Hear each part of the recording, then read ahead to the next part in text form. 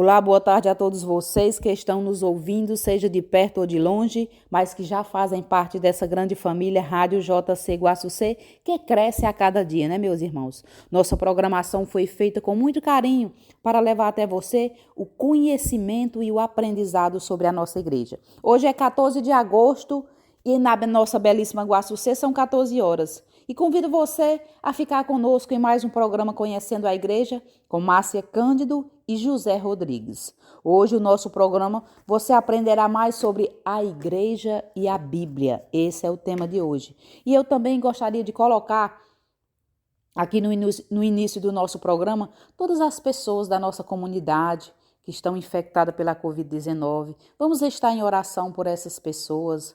Vamos pedir a Deus a misericórdia para cada um deles. Nós, infelizmente, tivemos um aumento aqui na nossa comunidade pela Covid-19, mas Deus é de nos abençoar, que a gente possa passar mais uma vez por essa tempestade. E gostaria de colocar também em oração todas as pessoas que neste momento estão passando por dificuldades física e espiritual, todas aquelas pessoas que estão com depressão, algumas pessoas nos pedindo oração, o aumento da ansiedade por conta dessa doença. Se não pegou, mas por medo de pegar, às vezes por já ter perdido alguém mais próximo. E eu gostaria de colocar em oração todas essas pessoas. Vamos rezar pela recuperação, pedir a Deus pela recuperação de todas essas pessoas, tanto na nossa comunidade como no mundo, que a gente sabe que deu uma melhorada, mas que a gente tem que ainda estar nos prevenindo e nos cuidando, né, meus irmãos? Invoquemos então a Santíssima Trindade para permanecer conosco e também para visitar todos esses nossos irmãos que estão precisando da sua misericórdia. Em nome do Pai, do Filho e do Espírito Santo. Amém. Vinde, ó Espírito Santo, enchei os corações dos vossos fiéis e acendei neles o fogo do vosso amor. Enviai, Senhor, o vosso Espírito, e tudo será criado, e renovareis a face da terra. Oremos, ó Deus, que instruíste os corações dos vossos fiéis com as luzes do Espírito Santo. Fazei que apreciemos retamente todas as coisas segundo o mesmo Espírito e gozemos sempre de suas divinas consolações por Jesus Cristo, nosso Senhor. Amém. Sejam bem-vindos, meus irmãos. Agora vocês ficarão com José Rodrigues, dando continuidade ao programa. Boa tarde, José. Boa tarde, Márcia. Boa tarde, amados irmãos e ouvintes da JC Rádio Guaçucê. Eu sou José Rodrigues e este é o programa Conhecendo a Igreja. O programa de hoje tem como tema a Igreja e a Bíblia. Então, vamos falar hoje um pouco sobre as Sagradas Escrituras. Como base para o tema de hoje, o Catecismo da Igreja Católica, textos retirados do site da editora Cleofas, do professor Felipe Aquino. Então vamos lá tentar responder algumas perguntas. A igreja excluiu livros da Bíblia e Nossa Senhora na leitura bíblica. Quais os sentidos que devemos ler a Sagrada Escritura, como interpretá-las? Então vamos lá, por que a Bíblia católica é diferente da protestante? São algumas perguntas que nós, no decorrer deste programa, iremos responder. Então, iniciamos com o Catecismo da Igreja Católica, que nos diz no seu parágrafo 115, tem como tema os sentidos da Escritura. Segundo uma antiga tradição, podemos distinguir dois sentidos da Escritura, o sentido literal e o sentido espiritual, sendo este último subdividido em sentido alegórico, moral e anagógico. A concordância profunda entre os quatro sentidos garante toda a sua riqueza à leitura viva da Escritura na Igreja. No parágrafo 116, o sentido literal é o sentido significado pelas palavras da Escritura e descoberto pela exegese, que segue as regras da correta interpretação. Omnis sensus fundantur super literalem. Todos os sentidos da Sagrada Escritura devem estar fundados no literal. O sentido espiritual. Graças à unidade do projeto de Deus, não somente o texto da Escritura, mas também as realidades e os acontecimentos de que ele fala, podem ser sinais. O sentido alegórico. Podemos adquirir uma compreensão mais profunda dos acontecimentos, reconhecendo a significação deles em Cristo. Assim, a travessia do Mar Vermelho é o sinal da vitória de Cristo e também do batismo. O sentido moral. Os acontecimentos relatados na Escritura devem conduzir-nos a um justo agir. Eles foram escritos para nossa instrução. O sentido anagógico.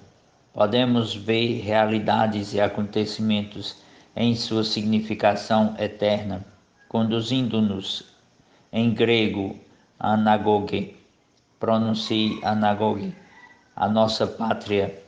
Assim, a Igreja na Terra é sinal da Jerusalém Celeste. Então, e o cânon das Escrituras? O Catecismo também vem nos falar no seu parágrafo 120. Foi a tradição apostólica que fez a Igreja discernir que escritos deviam ser enumerados na lista dos livros sagrados. Esta lista completa é denominada cânon das Escrituras.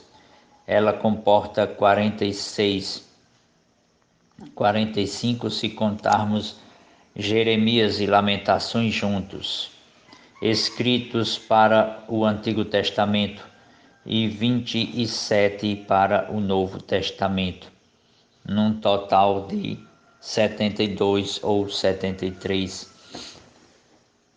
conforme a contar, se contarmos Jeremias e Lamentações juntos ou separados.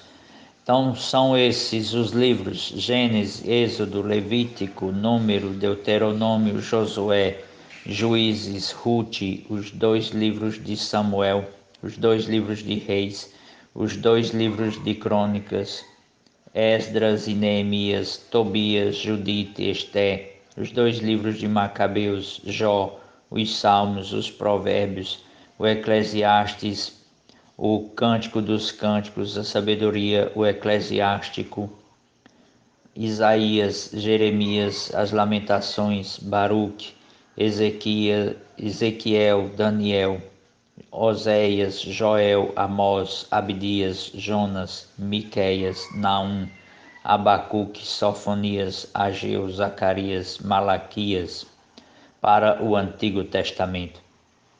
O Novo Testamento são os Evangelhos de Mateus, Marcos, Lucas e João, os Atos dos Apóstolos, as Epístolas de São Paulo aos Romanos, a primeira e a segunda carta aos Coríntios, aos Gálatas, Efésios, Filipenses, Colossenses, a primeira e a segunda carta aos Tessalonicenses, a primeira e a segunda carta a Timóteo, a Tito, a Filemon, a Epístola aos Hebreus, a Epístola de Tiago, a primeira e a segunda de Pedro, as 3 Epístolas de João, a Epístola de Judas e o livro do Apocalipse. Então, o Antigo Testamento é uma parte indispensável da Sagrada Escritura. Seus livros são divinamente inspirados e conservam um valor permanente, pois a antiga aliança nunca foi revogada. Com efeito, a economia do Antigo Testamento estava ordenada principalmente para preparar a vinda de Cristo, Redentor de todos, embora contenham também coisas perfeitas e transitórias. Os livros do Antigo Testamento dão testemunho de toda a divina pedagogia do amor salvífico de Deus. Neles encontram-se sublimes ensinamentos acerca de Deus e uma salutar sabedoria concernente à vida do homem, bem como admiráveis tesouros de preces. Nesses livros, enfim, está latente o mistério de nossa salvação. Os cristãos veneram o Antigo Testamento como verdadeira palavra de Deus. A Igreja sempre rechaçou vigorosamente a ideia de rejeitar o Antigo Testamento, sob o pretexto de que o Novo o teria feito caducar, que é a heresia do marcionismo. Então, meus amados irmãos, até aqui nós vimos a beleza e a riqueza do ensinamento da Igreja de mais de 2000 anos. Então, a Igreja, ao longo dos anos, foi definindo o cânon, foi dividindo a Sagrada Escritura em capítulos, os livros em capítulos, em versículos, com toda a paciência, pela oração dos grandes santos, entre eles São Jerônimo, que foi o grande organizador, a tradução da Vulgata para a Bíblia Vulgata, né, do grego e do aramaico para o latim. Então são vários os ensinamentos, como vimos aqui, o Antigo Testamento, a riqueza e a beleza dos ensinamentos dos livros contidos, a pedagogia de Deus em ensinar esse povo, em preparar esse povo escolhido para a vinda de Cristo. E à medida que a gente vai lendo o texto, parece que é vivo, atual, a história vai se encaixando, Deus vai trabalhando na nossa vida através desses textos, destes ensinamentos. Um grande exemplo disso é o livro de Macabeus, os 2, onde aquela mãe que tem os seus filhos assassinados por Epífanes, porque não rejeitaram a lei de Deus. E hoje a história se repete de maneira diferente, né? Quantos ensinamentos mundanos que nos querem impor a sua ideologia, fazendo com que nós abandonemos os ensinamentos de Deus. Lá a desculpa era comer carne de porco, que era considerada impura pelos judeus, proibida pela lei de Deus. Hoje são muitos o direito à vida, né? O mandamento de não matar, que é engolido hoje no mundo, vários países aprovando o direito de matar, o assassinato, que é o aborto, né? Entre tantas outras, o amor livre, né? Indiscriminado, que vai contra o mandamento contra a castidade.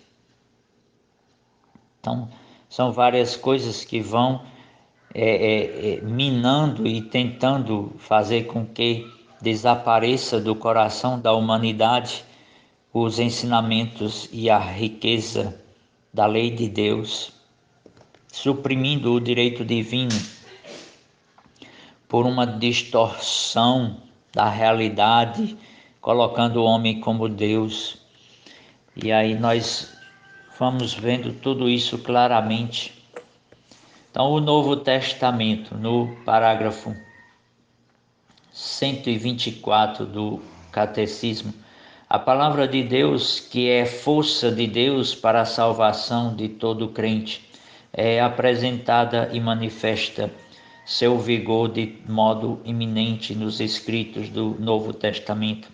Estes escritos fornecem-nos a verdade definitiva da revelação divina.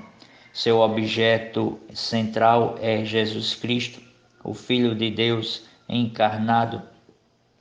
Seus atos, ensinamentos, paixão e glorificação, assim como os inícios de sua igreja sob a ação do Espírito Santo. Os evangelhos são o coração de todas as Escrituras, uma vez que constituem o principal testemunho da vida e da doutrina do Verbo encarnado, nosso Salvador. No 127, o Evangelho quadriforme ocupa na Igreja um lugar único, como atestam e a veneração que lhe tributa a liturgia e o atrativo incomparável que desde sempre tem exercido sobre os santos. Não existe nenhuma doutrina que seja melhor, mais preciosa e mais esplêndida que o texto do Evangelho. Vede e retende o que nosso Senhor e Mestre Cristo ensinou com suas palavras e realizou com seus atos. É, acima de tudo, o Evangelho que me ocupa durante as minhas orações. Nele encontro tudo o que é necessário para minha pobre alma. Descubro nele sempre novas luzes, sentidos escondidos e misteriosos. Então, e aí vai o continuar até o parágrafo 141, falando sobre a Sagrada Escritura. Então, essa é a beleza e a riqueza da nossa igreja, que se sustenta sobre o tripé da Sagrada Escritura, do Sagrado Magistério e da tradição. Nós vimos aqui que as Sagradas Escrituras foram baseadas na Sagrada Tradição. Foi o Sagrado Magistério que foi intuindo pelo Espírito Santo para que pudéssemos, os grandes santos da nossa igreja, e definindo os livros inspirados para retirar os livros apócrifos que não eram inspirados pelo Espírito Santo, para que assim nós pudéssemos ter a Sagrada Escritura como hoje a temos, com os 72 livros, se contado Jeremias e Lamentações juntos, e se separados 73. Mas vamos agora aos textos, retirado do site da editora Cleofas. Então, se não fosse a Igreja Católica, não existiria a Bíblia como a temos hoje, com os 72 livros canônicos, isto é, inspirados pelo Espírito Santo. Foi a tradição apostólica que fez a Igreja discernir que escritos deviam ser enumerados na lista dos livros sagrados. Portanto, sem a tradição da Igreja não teríamos a Bíblia. Santo Agostinho dizia: eu não acreditaria no Evangelho se a isso não me levasse a autoridade da Igreja Católica. Catecismo da Igreja Católica, no parágrafo 119. Então, meus amados irmãos, foi a tradição, a Sagrada Tradição. Por isso que a Igreja Católica tem esse tripé: a Sagrada Tradição, a Sagrada Escritura e o Sagrado Magistério da Igreja. E o que que isso nos conduz? Foi o Sagrado Magistério, a patrística ou a patrologia, que foi nos seus primeiros ensinamentos ali recebido dos apóstolos, que foram ensinando, que foram escrevendo cartas apostólicas, os bispos escrevendo para a sua igreja e citando livros do Antigo Testamento, que era o que eles tinham, e posteriormente São Paulo começou a escrever a carta aos Tessalonicenses e outros seguidos. e veio a escrita dos evangelhos, definindo assim toda a Sagrada Escritura. E a igreja foi discernindo, através do Espírito Santo, do agir do Espírito Santo na igreja, na Sagrada Tradição e no Sagrado Magistério, foi definindo os livros canônicos. Então, por que a Bíblia Católica é diferente da protestante? Esta tem apenas 66 livros, porque Lutero e principalmente os seus seguidores rejeitaram os livros de Tobias, Judite, Sabedoria, Baruque, Eclesiástico, 1º e 2º Macabeus, além de Esté e Daniel. São os fragmentos do livro de Esté e de Daniel. No ano 100, o Sínodo de Jâmia deveria ter sido escrito na Terra Santa. Então, segundo o Sínodo de Jâmia, os critérios para diferenciar os judeus dos cristãos, eles aderiram a esses critérios nacionalistas. Então, para que eles aceitassem o livro como inspiração, eles deveriam ter sido escritos na Terra Santa, escritos somente em hebraico, nem aramaico e nem grego, escrito antes de Esdras, 450 a 428 a.C., sem contradição com a Torá ou a lei de Moisés. Então, eles aí excluíam a versão dos 70 de Alexandria, 200 anos antes de Cristo, incluiu os livros que os judeus de Jâmias, por critérios nacionalistas, rejeitaram. Havia então, no início do cristianismo, duas Bíblias judaicas, uma da Palestina, restrita, com esses critérios nacionalistas, e a Alexandrina, completa, a versão dos 70. Os apóstolos e evangelistas optaram pela Bíblia completa dos 70, Alexandrina, considerando canônicos os livros rejeitados em Jâmia. Das 350 citações do Antigo Testamento que há no Novo, 300 são retiradas da versão dos 70, ou seja, da versão de Alexandrina, o que mostra o uso da Bíblia completa pelos apóstolos. Verificamos também que nos livros do Novo Testamento há citações dos livros que os judeus nacionalistas da Palestina rejeitaram. Por exemplo, Romanos 1, 12, 32 se refere à sabedoria 13, 1 a 9. Romanos 13, 1, a sabedoria 6, 3.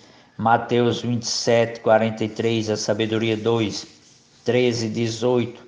Tiago 1, 19, a Eclesiástico 5. Mateus 11, 29, a Eclesiástico 51, 23 a 30. Hebreus 11, 34 a 2 Macabeus 6, 18. 7, 42, Apocalipse 8, 2 a Tobias 12, 15. Então, nos mais antigos escritos dos santos padres da Igreja Patrística, como eu falei no início, os livros rejeitados pelos protestantes deuterocanônicos são citados como Sagrada Escritura. Então, aqui nós já vemos porque a diferença, né?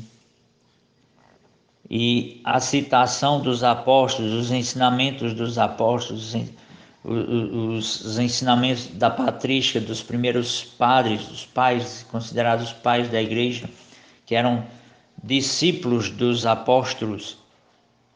Então, eles citam estes livros que os protestantes rejeitaram, adotando a versão nacionalista do Concílio de Jâmias. de Jâmia. Então, é por isso a diferença. Então, agora é o momento de escutar uma música, tomar um café, depois voltaremos ao assunto. Bom, meus irmãos, você está acompanhando a programação da Rádio JC Guaçucê. Para você participar, é só ligar ou deixar o seu recadinho através do nosso WhatsApp no 088-981-351790. Aqui você pode mandar alô, oferecer música, deixe seu recadinho para alguém especial, mandar sugestões para tema do próximo programa, pedir oração para alguém da sua família ou algum amigo que esteja precisando e nós estaremos atendendo ao seu pedido. Eu gostaria de mandar um abraço para os nossos ouvintes, Maria Furtado, que mora em Jacareí, São Paulo, Eliana, que mora em Jeremoabo, na Bahia, Débora de Paulo Afonso, Josefa, que mora em Acari, Rio Grande do Norte. Muito obrigada pela sintonia e pela audiência. Flávio Nascimento, que mora em Brasília. Juscelia, que mora em Curitiba. Kátia, que mora em Aracaju. Lúcia Heinzen, na França.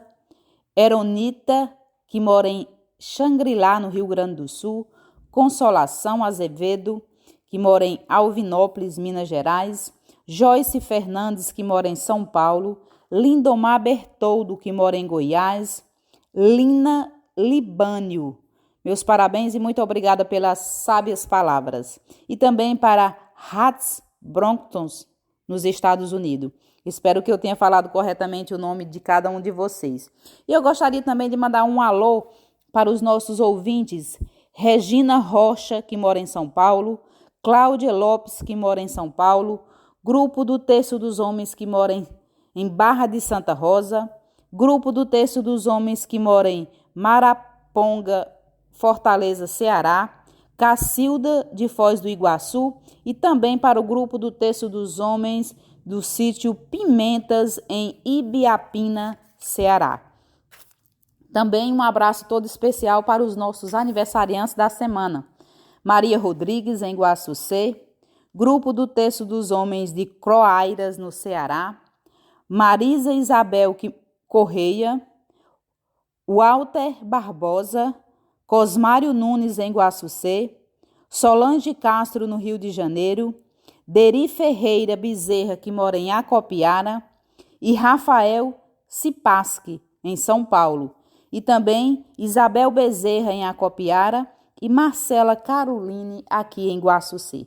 Parabéns a todos, que Deus se faça presente em suas vidas, trazendo muita paz, muita saúde e muita tranquilidade. Um feliz aniversário para cada um de vocês. Escutaremos agora Sou um Milagre com Padre Antônio Maria. Continue em sintonia na Rádio JC Guaçucê. Depois desse belíssimo canto, a gente está de volta.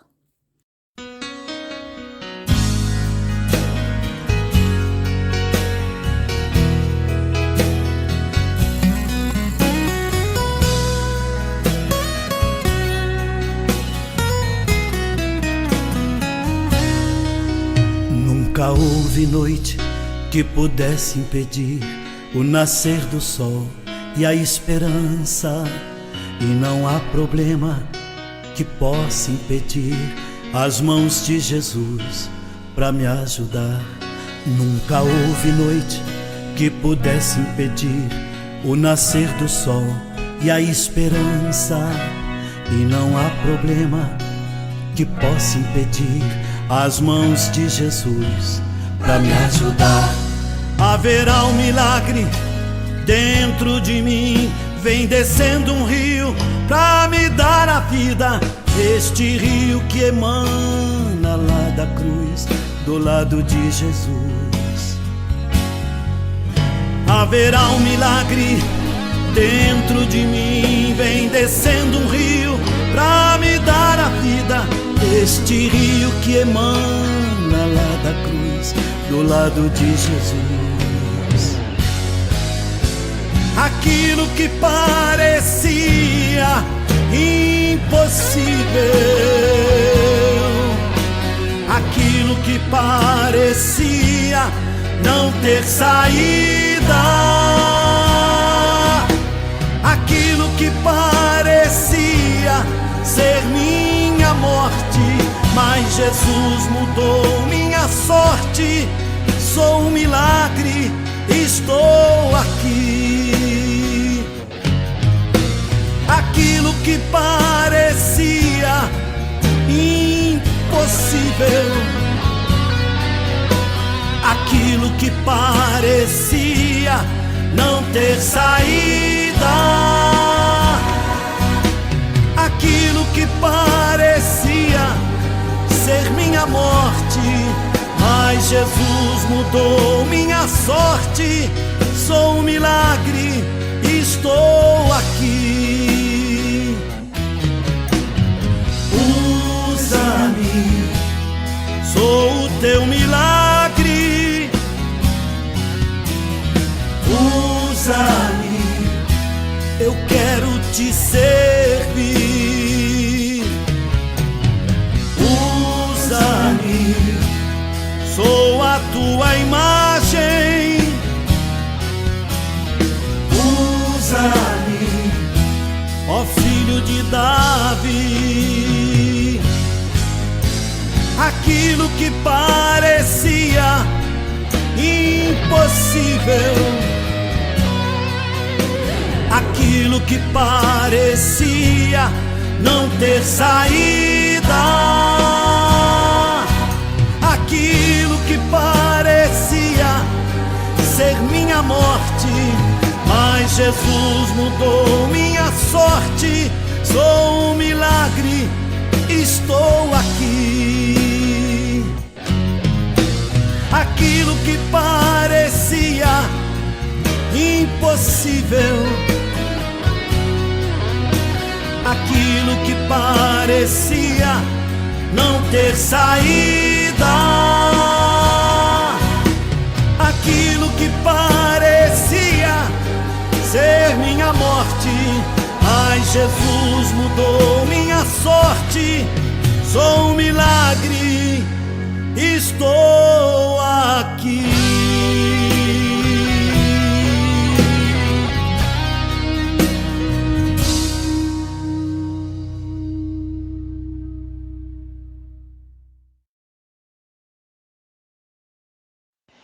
Retornamos do nosso breve intervalo, já escutamos a nossa música, tomamos o café.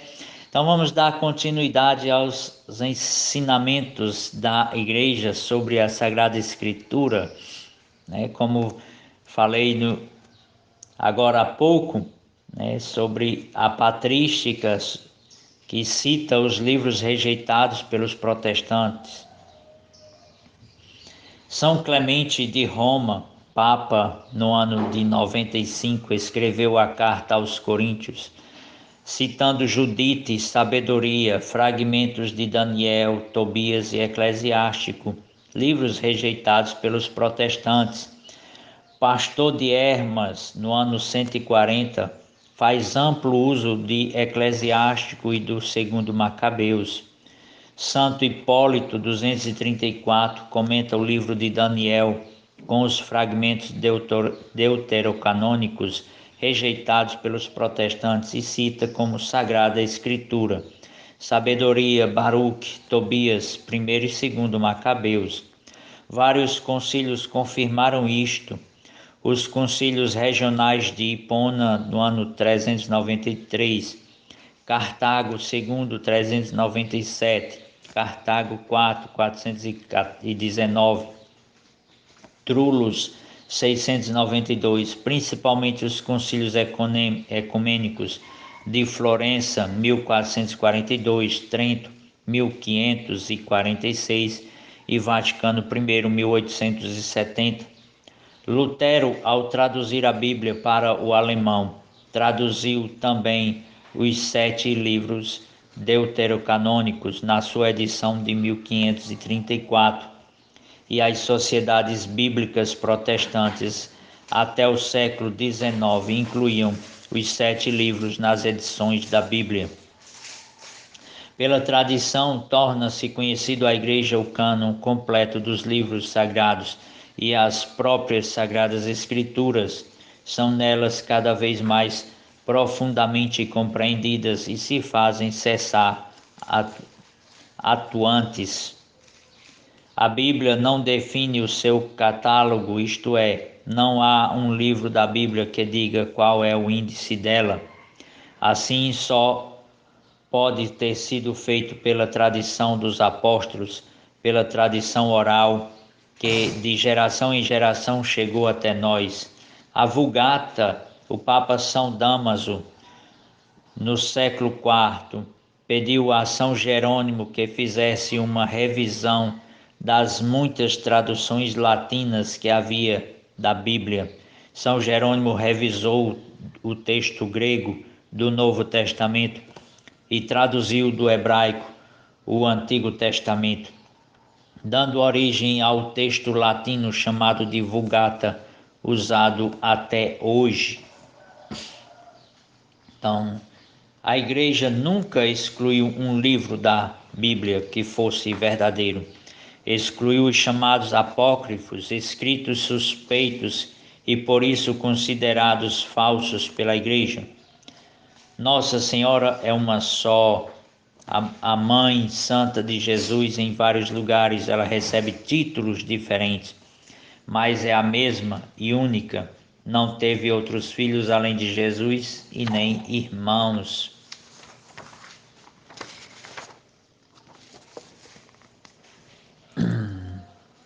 Então a Bíblia protestante tem apenas 66 livros, porque Lutero e principalmente os seus seguidores rejeitaram os livros de Tobias. Como já falei antes, adotaram a versão do Sínodo de Jâmia e retiraram estes livros que têm belíssimos ensinamentos. Então, a Igreja Católica, será que se afastou da doutrina da Sagrada Escritura, como às vezes nos acusam alguns protestantes? De maneira nenhuma, né? Então, a Igreja nunca se afastou da doutrina da Sagrada Escritura. Ela é sua praxe batismal. Batiza as crianças que não parecem precisar disto, nem são capazes de receber instrução prévia. Batiza por infusão e não por imersão. Então, no tocante ao primeiro ponto, vamos lá, né? Por que a Igreja tem essa prática de batizar as crianças, né? Por que o batismo de crianças? E nós vamos agora um pouco ver o que nos diz a Sagrada Escritura, o que nos ensina a Sagrada Tradição. Deve-se dizer que na antiga Igreja o batismo era frequentemente administrado a adultos, o que se entende pelo fato de que o cristianismo se recrutava em uma sociedade preponderantemente pagã. Após a pregação do Evangelho feita a adultos, não era, porém, excluído o batismo de crianças. Admite-se que se tenha verificado, por exemplo, nos casos referidos pela Sagrada Escritura em que uma família inteira era batizada. Foi o que se deu com Lídia, a vendedora de púrpura de Tiatira, e todos os seus. Atos dos Apóstolos, capítulo 16, versículo 15. Com o guarda do cárcere de Filipos e toda a sua casa, Atos 16, 33. Com Crispo, o chefe da sinagoga de Corinto, e toda a sua família. Com Estefanás e todos os seus, em 1 Coríntios 1,16. Cornélio, né, também, com toda a sua família. Será que nessas famílias não tinham crianças? Foram batizados só os adultos e as crianças foram deixadas?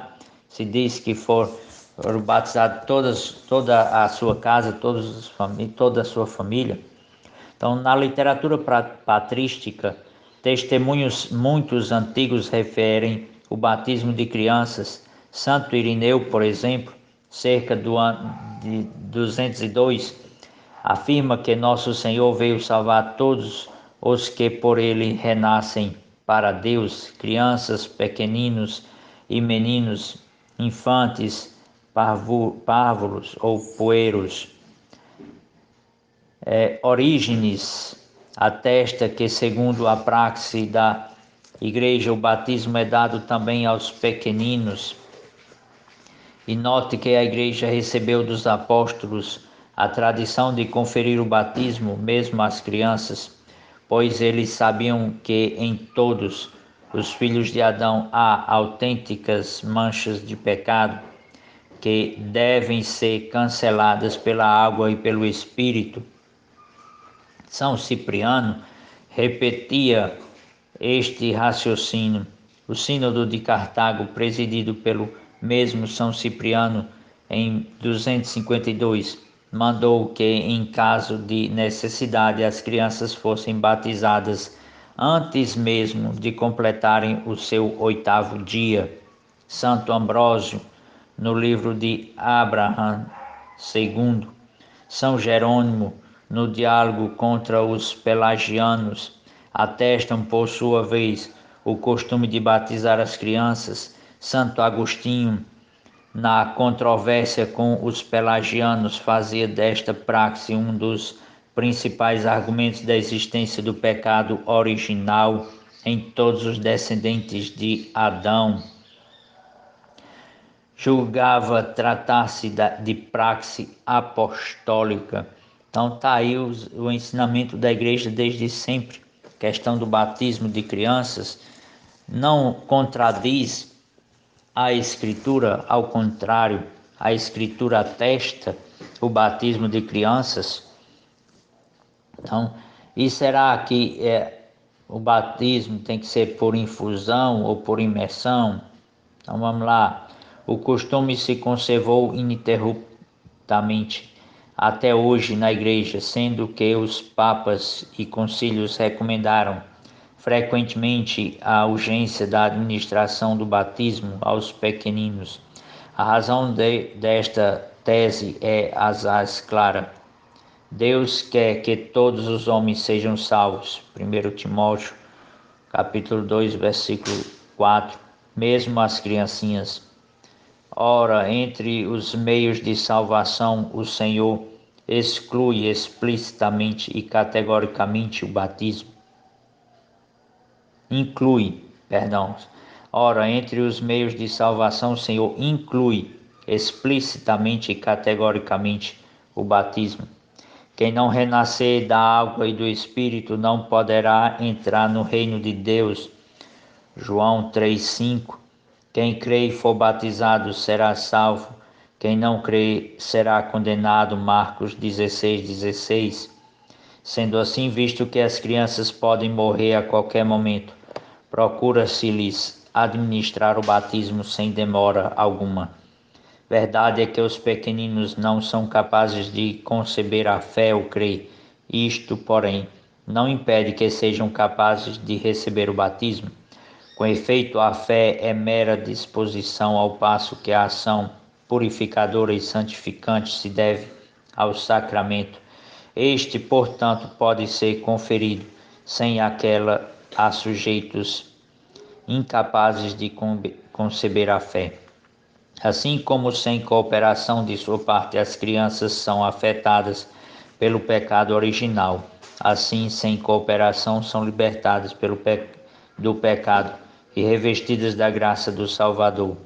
Há mesmo nelas a exigência interpretativa do batismo, isto é, supõe-se que se tivesse conhecimento de causa, pediriam decididamente o batismo, pois é este que lhes outorga o início da vida eterna ou da bem-aventurança celeste. Então hoje, o evangelho de hoje Jesus vem nos dizer: deixai vir a mim as criancinhas. Então tá aí, meus amados irmãos, um breve resumo sobre o ensinamento da Igreja, sobre a Sagrada Escritura, sobre a administração do batismo de crianças, sobre a diferença dos livros sagrados da Bíblia protestante e da católica. A Igreja nunca proibiu a leitura da Bíblia. Meus amados irmãos, naquele tempo mais antigo, antes da invenção da imprensa, era-se necessário ter muito cuidado com os escritos sagrados, pois eram escritos em pele de carneiros, em papiros, muito delicados e muito antigos. Então, como é que uma pessoa comum ia poder conservar esses livros, estes escritos em sua casa? Então, a igreja teve o cuidado de mantê-los bem conservados, e com a invenção da imprensa, publicou a Bíblia Sagrada e distribuiu, né? Então colocou a Sagrada Escritura ao alcance dos seus crentes,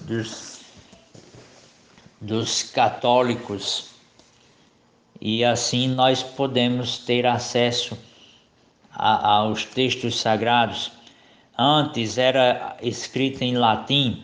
Até os anos 60 a missa era celebrada em latim, que é a língua da Igreja do Vaticano, a língua oficial. Então o Vaticano é um país, é um estado, né? Uma cidade-estado, o Vaticano. Então tem a sua língua própria, que é o latim. Muitos não sabem falar o latim. Então, a partir da liberação, da celebração da missa na língua vernácula, então foi se traduzindo os missais, foi se traduzindo a Sagrada Escritura para vários idiomas. Lutero mesmo, quando traduziu a Bíblia Sagrada do protestante para os protestantes, ele não excluiu os livros, os 7 livros que foram retirados posteriormente por seus discípulos, né? Então, tá aí toda a base, todo o ensinamento da igreja.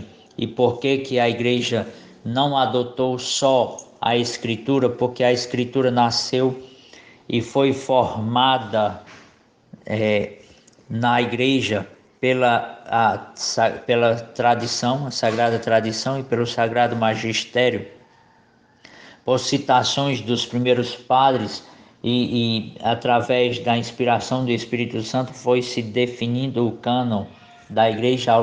Não foi de uma hora para outra, como os protestantes de uma hora para outra se acharam donos da verdade da Sagrada Escritura, rejeitando até esses livros, mas foi ao longo dos séculos.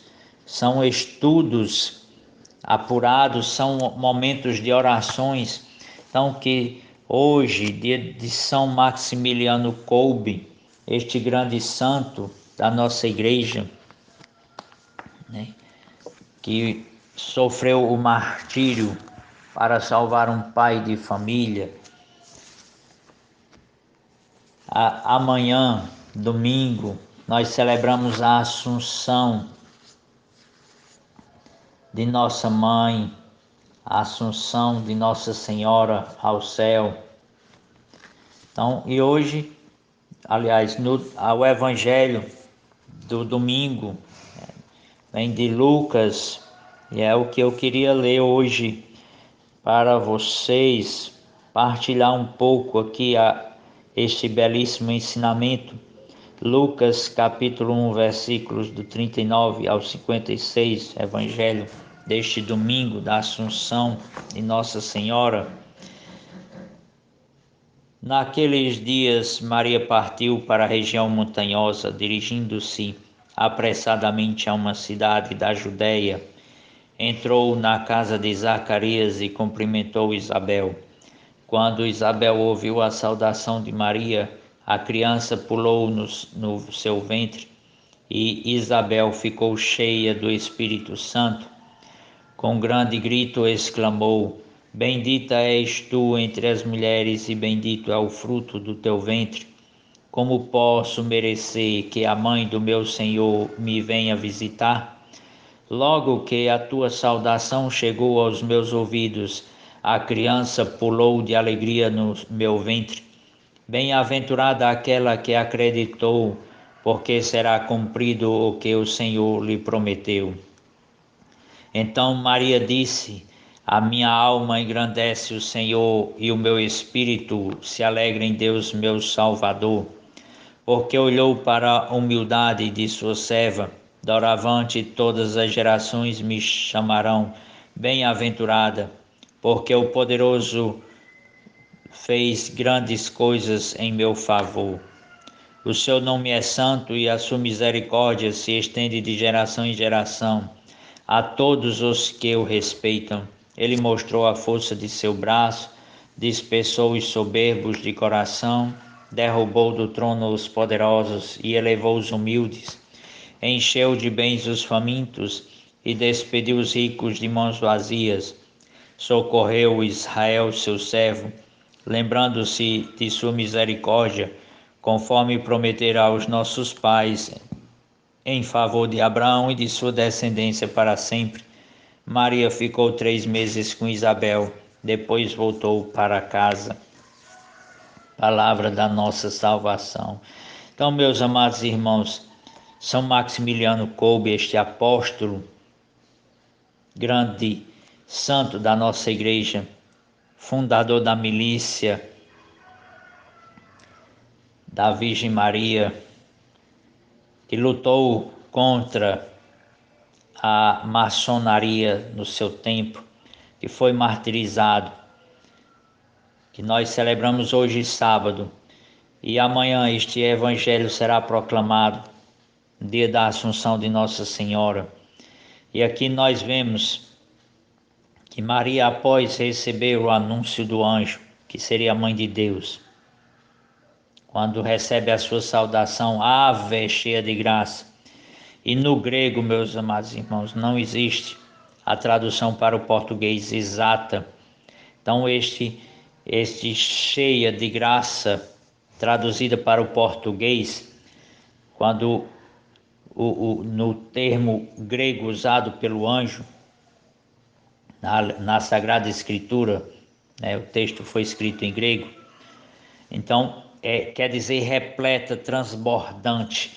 Então Maria é esta que está transbordando da presença de Deus, do Espírito Santo, porque ela abriga no seu ventre o próprio Deus, Jesus Cristo. E ao chegar na casa de Isabel, né, Isabel logo fica cheia do Espírito Santo. João Batista é ali batizado no Espírito Santo, através da presença da Virgem Maria, de Jesus no seu ventre. Então Maria é esta que leva Jesus para aqueles que se deixam conduzir pela graça, aqueles que se abrem à graça do Espírito Santo. Então Maria é essa que nos leva até Jesus, assim como foi nas bodas de Caná, quando ela disse aos servos, aos escravos: fazei tudo o que ele vos disser. Então Maria é esta que nos leva à presença de Jesus. Maria nunca quis ser mais do que Jesus, nunca quis guardar a glória para si. Por isso que ela vem entoar esse cântico do Magnífica, louvando a Deus.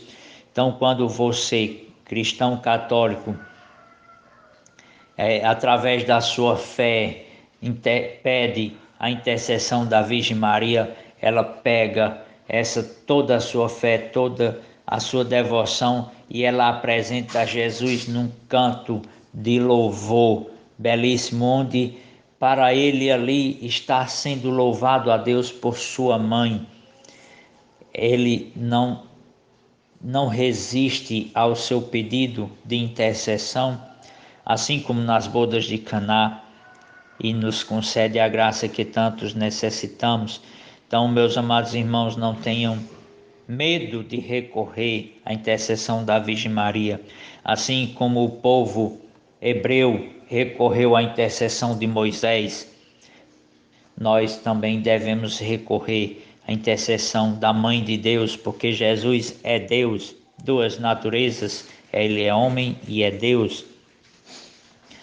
Então, E é esta intercessão que nós recorremos agora, rezando esta Ave Maria, pelos sacerdotes, pela Igreja, pelo Papa, pelos bispos, pedindo também a intercessão de São Maximiliano Maria Kolbe. E celebramos no dia de hoje.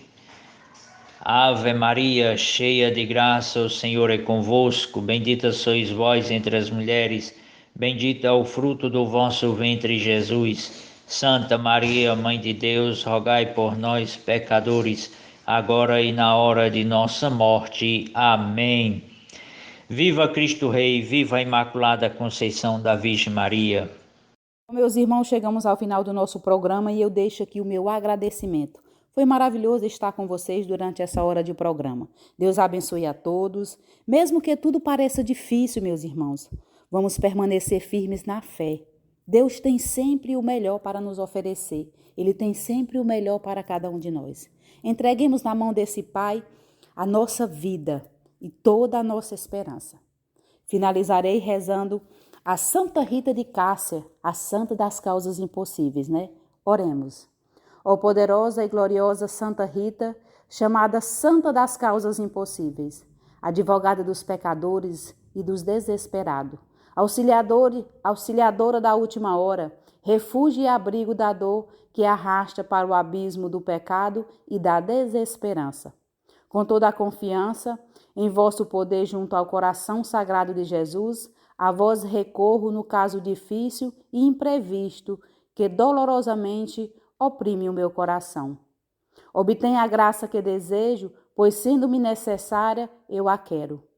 Apresentada por vós a minha oração e o meu pedido, e por vós que sois tão amada por Deus, certamente será atendido.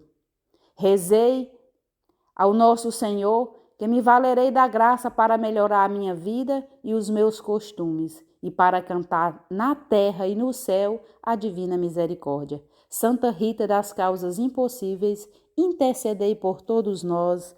Amém. Uma boa tarde a todos vocês, meus irmãos, e continue conosco, porque na sequência tem Padre Reginaldo Manzotti, a Hora da Misericórdia. Um ótimo final de semana a todos e até no próximo sábado, se assim Deus nos permitir.